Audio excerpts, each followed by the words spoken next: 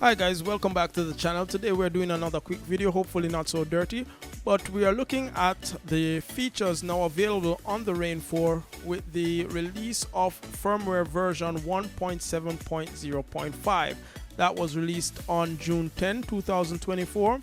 And the first thing you need to do, separate from getting the firmware version update, is also updating your Serato DJ Pro version of the software.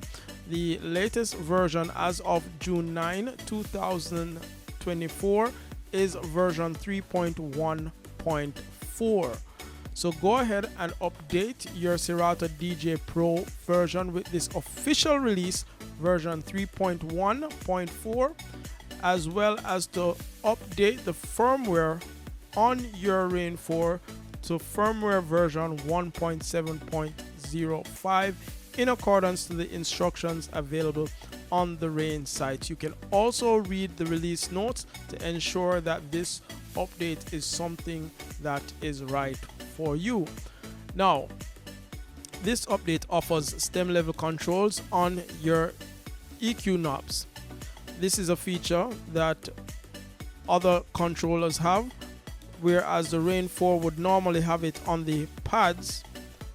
We are now able to have it not only on the pads but also on the line EQ knobs as well.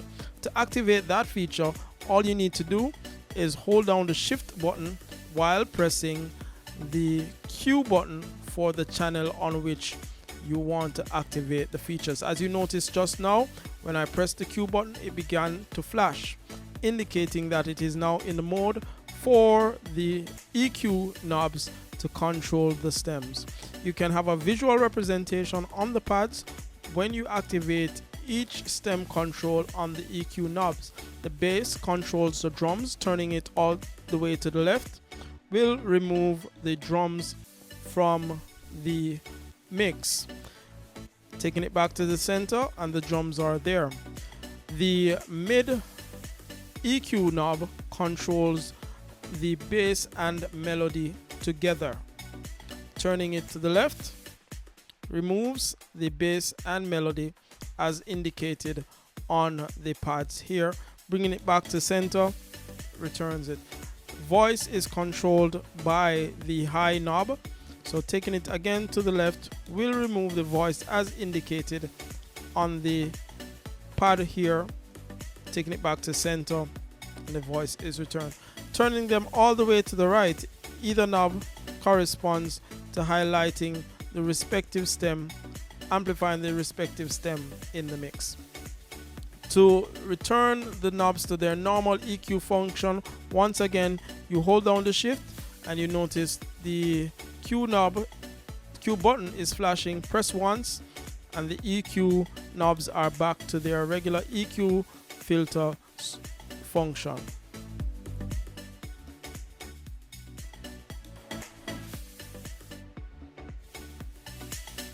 Alright, so the knobs now back to regular EQ frequency function. The other feature that they said was implemented with this firmware update is the ability to copy the tempo from one deck to another in your BeatFX engine. So here we have a piece of music on deck 1. That piece of music is at 82 beats per minute. The music being played on deck 2 is at 116 beats per minute. But for some reason we want to use the tempo of deck 1 to do an effects on deck 2. So we want to copy the BPM from there. What we do is use the joystick here, putting the cursor, that little underline, under deck 1's BPM value. Hold the shift button and move the joystick to the direction of deck 2. So toggling the joystick once to the right, it copies the value of BPM on deck 1 to deck number 2. And now if we trigger an effect on deck 2, it will be at the tempo of deck 1. So let's hear what deck 2 sounds like with the BPM set for 82. Let's trigger the echo out effect.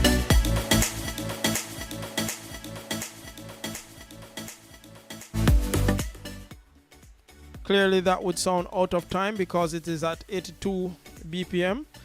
To reset the value of deck 2, all we need to do is to bring that cursor underline the BPM value and hold down the top button for about 2 seconds. It will reset it to its original value, and so now if we toggle the effect again, it will be done at the 116 BPM of the original value on this piece of music.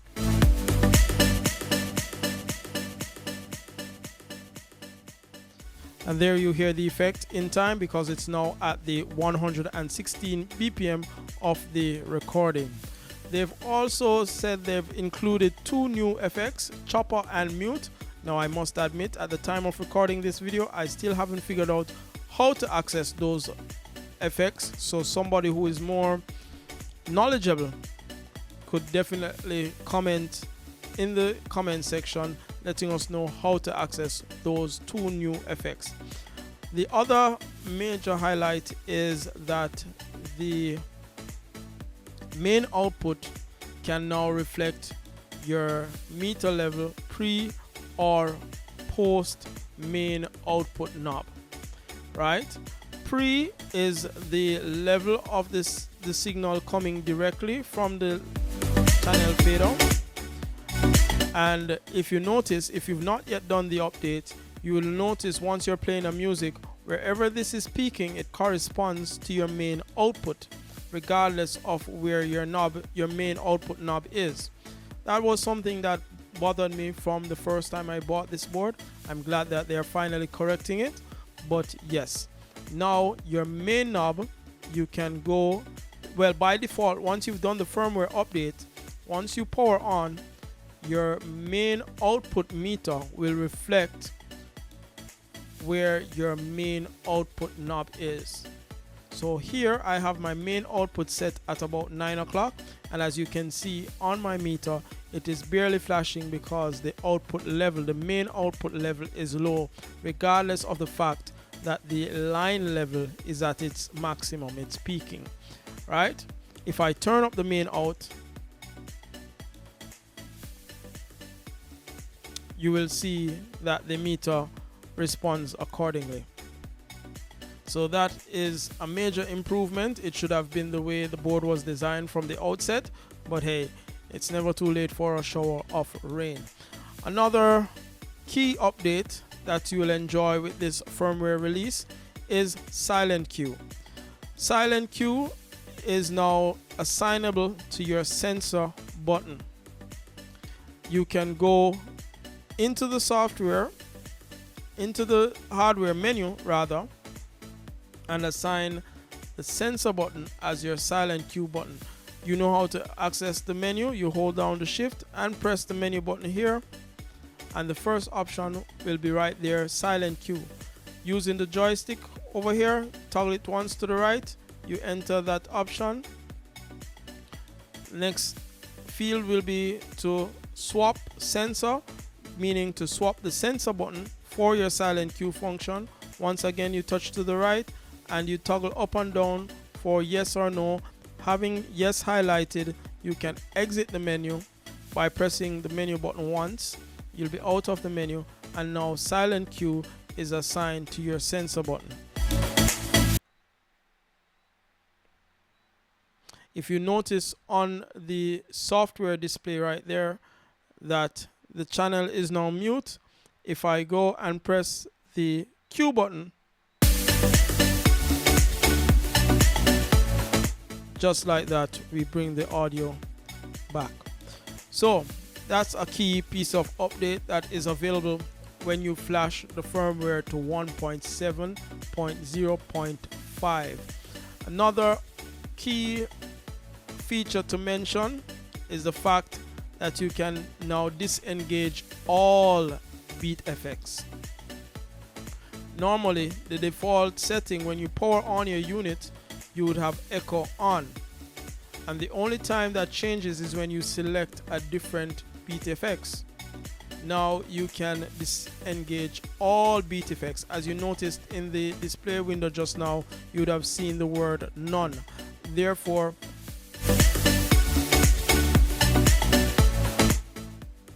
triggering the paddle knobs will have no impact on the audio that you're sending.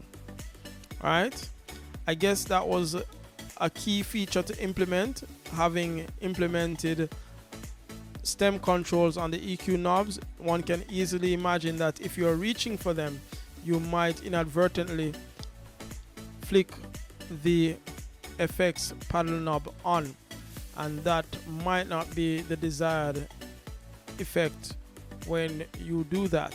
And so they've enabled us to disengage all effects from the paddle knobs. Key piece of feature right there, and we thank you for that insight. I think I have run through the major stuff. Let me look at what else they might have mentioned. As I said before, I've not been able to figure out how to access the two new internal effects, mute and chopper, that they say are now available. I look forward to somebody else sharing that with me. Oh, they've also increased the beats that you can have echo out on. You can now extend echo out to 4 beats and can trigger it accordingly.